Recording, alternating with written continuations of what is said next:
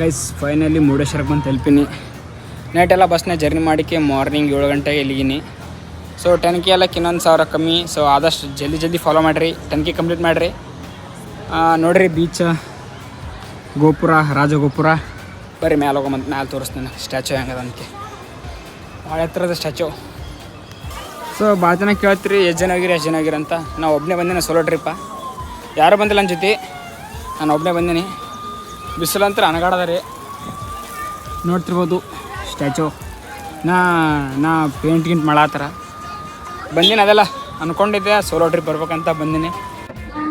ಈ ರಾಜಗೋಪುರ ಮೇಲೆ ನಿಂತು ನೋಡಿದ್ರೆ ಈ ಥರ ಕಾಣ್ತಾ ನೋಡ್ರಿ ಶಿವನ ಸ್ಟ್ಯಾಚು. ಸೊ ವ್ಯೂ ಮಾತ್ರ ಫುಲ್ ಅಲ್ಟಿಮೇಟಾಗಿ ಕಾಣುತ್ತೆ. ಎಷ್ಟು ಮ್ಯಾಲೆ ಬಂದೀವಪ್ಪ, 17 ಫ್ಲೋರ್ ಬಂದೀವಿ. 17 ಫ್ಲೋರ್ನೇ ಈ ಥರ ಕಾಣ್ತಾ ನೋಡ್ರಿ ಶಿವನ ಗೋಪುರ. ಗೈಸ್ ಕಟ್ನೀರು ನೋಡ್ತಿರ್ಬೋದು, ಕಟ್ನೀರ. ಸೊ ಈ ಬ್ಯಾಗ್ ಏನಂತ ಭಾಳ ಸುಳ್ಳಲ್ರಿ, ಭಾಳ ಯೂಸ್ಫುಲ್ ಆಗ್ಯದ. ಯಾಕಪ್ಪ ಅಂದ್ರೆ ನಾನು ಬ್ಯಾಗ್ ಇಟ್ಟಿನಲ್ಲ, ಬ್ಯಾಗ್ 6 ತಾಸು ತನಕ ತೊಗೊಬೇಡ್ದು ಹೊರಗಿನ. ತೊಗೊಂಡ್ರೆ ಮತ್ತೆ ಒಳ್ಳೆ ಹೇಳ್ಬೇಕಂದ್ರೆ ಮತ್ತೆ 20 ರೂಪಾಯಿ ಕೊಡಬೇಕು. ಹಾಗಾಗಿ ಈ ಬ್ಯಾಗ್ನಾಗ ಸ್ವಲ್ಪ ರೊಕ್ಕ, ಪವರ್ ಬ್ಯಾಂಕ್ ಅದೇ ಇಟ್ಟಿನಿ. ಸೊ ಭಾಳ ಹೆಲ್ಪ್ಫುಲ್ ಆಗ್ತದ. Gadget bag it workful. Guys ಶಿವನ್ ಸ್ಟ್ಯಾಚು, ಇಲ್ಲಿ ಬೀಚ ಎಲ್ಲ ಜನ ಬಂದಾರ. ಸೊ ನಾನು ಬಂದೀನಿ ಒಬ್ಬನೇ. ಅಲ್ಟಿಮೇಟ್ ಅಲ್ಲಿ ಮೌಂಟೇನ್ಸ್, ಸಿ.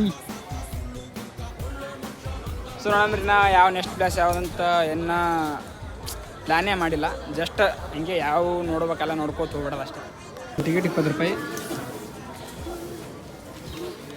ಒಂದು ಟಿಕೆಟ್ ಕೊಡ್ರಿ.